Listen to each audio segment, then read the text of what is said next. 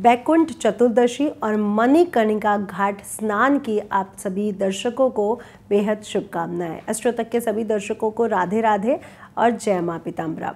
मैं हूं डॉक्टर नितिशा मल्होत्रा, वैदिक ज्योतिष में ज्योतिष मातृ होने के साथ साथ टैरो कार्ड रीडर, न्यूमरोलॉजिस्ट और वास्तु विशेषज्ञ। कार्तिक माह के शुक्ल पक्ष की चतुर्दशी तिथि, जिसे बैकुंठ चतुर्दशी के रूप में मनाया जाता है, इस दिन मणिकर्णिका घाट पर स्नान का विशेष विधान है। इस दिन श्री हरि विष्णु शिव जी से मिलन के रूप में यह दिन मनाया जाता है। इसका अर्थ है श्री हरि विष्णु, जिनके इष्ट देव शिव जी हैं, उन्होंने आज के दिन शिव जी से मिले और उनकी उपासना की, और साथ ही साथ जो 4 माह की निद्रा के बाद वो जागृत हुए, अब उन्होंने अपने कार्यभाग को दोबारा शिव जी से लिया और संभाला। 2025 में बैकुंठ चतुर्दशी मणिकर्णिका स्नान मनाया जाएगा 4 नवंबर को। तो 4 नवंबर दिन मंगलवार को बैकुंठ चतुर्दशी मनाई जाएगी। इस दिन का अगर पंचांग की बात करें तो कृष्ण चतुर्दशी तिथि रहेगी, वार मंगलवार रहेगा, नक्षत्र अश्वनी रहेगा, योग सुकर्मा रहेगा और करण ववकरण रहेगा। चंद्र मेष राशि में और सूर्य तुला राशि में विराजमान रहेंगे। बैकुंठ चतुर्दशी या मणिकर्णिका स्नान के बारे में ऐसा माना जाता है कि इस दिन श्री हरि विष्णु काशी, वाराणसी, मणिकर्णिका घाट पर स्नान किया और भगवान शिव की पूजा करी। भगवान शिव ने उन्हें आशीर्वाद दिया और कहा कि जो कोई भी इस घाट पर स्नान करेगा वह जन्म और मृत्यु के चक्र से मुक्त हो जाएगा और मोक्ष या मुक्ति प्राप्त करेगा। ऐसा व्यक्ति इस दिन दुनिया में रहते हुए सांसारिक सुखों को अनुभव करते हुए इस घाट से अपने स्वर्ग की यात्रा तक आगे बढ़ेगा। तो प्राचीन कथाएं भी मणिकर्णिका घाट से जुड़ी हुई हैं, जिसमें प्रत्येक कथा एक महान कथा के रूप में आती है। इसका आध्यात्मिक महत्व भी है और जीवन का पहलुओं से जुड़े हुए आध्यात्मिक महत्व होने के कारण बैकुंठ का धाम का भी महत्व प्रदर्शित किया गया है। ऐसा कहा जाता है जो लोग काशी मणिकर्णिका घाट पर स्नान करते हैं वो लोग मोक्ष को प्राप्त करते हैं। हमारे सनातन धर्म में भी मणिकर्णिका घाट को विशेष महत्व दिया गया है। काशी में गंगा नदी के तट पर स्थित मणिकर्णिका घाट को जीवन की अंतिम सत्य की यात्रा का प्रतिनिधित्व करने वाला स्थान माना जाता है। यहीं पर अंतिम संस्कार किया जाता है। यही कारण है कि घाट को मोक्षदायिनी घाट के रूप में माना जाता है, जो मुक्ति देता है। इसे महाशमशान घाट भी कहा जाता है, जो महान शमशान के रूप में यहाँ पर स्थल मौजूद है। एक चिता की आग बुझने में पहले ही दूसरी चिता जल जाती है। यहाँ को पवित्र अग्नि कभी नहीं बुझती, ऐसा माना जाता है और इसीलिए इस घाट को मुक्ति यानी मोक्ष का घाट भी कहा जाता है। अंतिम संस्कार इस घाट पर किया जाता है मोक्ष की प्राप्ति के लिए, श्री हरि विष्णु की प्राप्ति के लिए। और कहा जाता है कि अगर जो मृतक बॉडी है, जो डेड बॉडी है, उनके कान में अगर शिव जी के, विष्णु जी के पवित्र मंत्र बोले जाएं तो वो सीधा बैकुंठ धाम जाते हैं। एक और कथा के अनुसार श्री हरि विष्णु की पूजा करने से सभी लोग विष्णु धाम जाते थे। तब शिव जी ने उनसे बोला कि एक नॉर्मल इंसान जो आपकी पूजा नहीं कर पाता है, विधि विधान नहीं कर पाता, वो आपके धाम तक कैसे पहुँचे।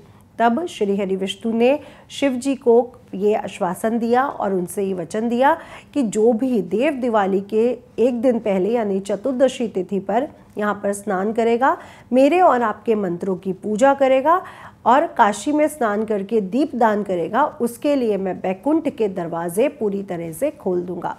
इसलिए बैकुंठ चतुर्दशी पर श्री हरि विष्णु पहले मणिकर्णिका घाट पर स्नान करते हैं और उसके बाद श्री हरि विष्णु की पूजा करते हैं। रात के तीसरे पहर में स्नान करने से मुक्ति मिलती है। पुराणों के अनुसार भगवान विष्णु एक बार बैकुंठ छोड़कर भगवान शिव की पूजा करने के लिए काशी आए थे। मणिकर्णिका घाट पर स्नान किया था और भक्ति पूर्वक शिव जी की उपासना की थी। 1000 फूल चढ़ाने का उन्होंने संकल्प लिया श्री शिव जी को प्रसन्न करने के लिए।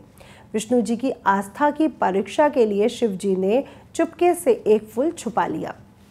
जब विष्णु जी को एक फूल गायब मिला तो उन्होंने उस स्थान पर अपनी आँख को चढ़ाने का संकल्प लिया। उन्होंने सोचा कि मैं कमल नयन हूँ, मेरी आँखें भी कमल के फूल के समान हैं।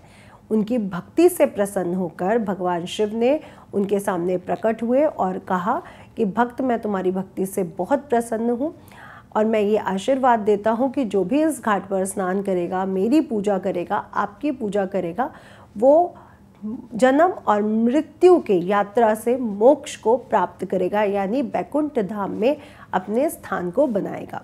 तो इस दिन स्नान करें, पवित्र नदियों में दीपदान करें, प्रातःकाल जल्दी उठें। पवित्र नदियों, अगर आप मणिकर्णिका घाट पर स्नान कर सकते हैं तो बेहद शुभ, नहीं तो गंगा जल अपने घर में ज़रूर छिड़कें। आज के दिन तिल के तेल का दान, सरसों के तेल का दान, देसी घी का दान, उड़द की दाल का दान, दीप दान, कंबल का दान, गर्म वस्त्रों का दान बेहद शुभ माना जाता है। दीप दान करने से नकारात्मक ऊर्जा दूर होती है और सकारात्मक ऊर्जा बढ़ती है। आज का दिन मंगलवार होने के कारण हनुमान जी की उपासना का भी विशेष महत्व है।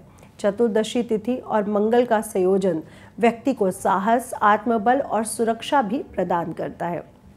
इसलिए जो लोग क्रोध से, विवादों से बचना चाहते हैं, मंगल ग्रह से जुड़े हुए तीव्र प्रभावों से जूझ रहे हैं, वो लोगों के लिए हनुमान जी को आज के दिन सिंदूर चढ़ाना, चमेली का तेल अर्पित करना आपके जीवन में ऋण और सभी बाधाओं से मुक्ति दिलवाएगा।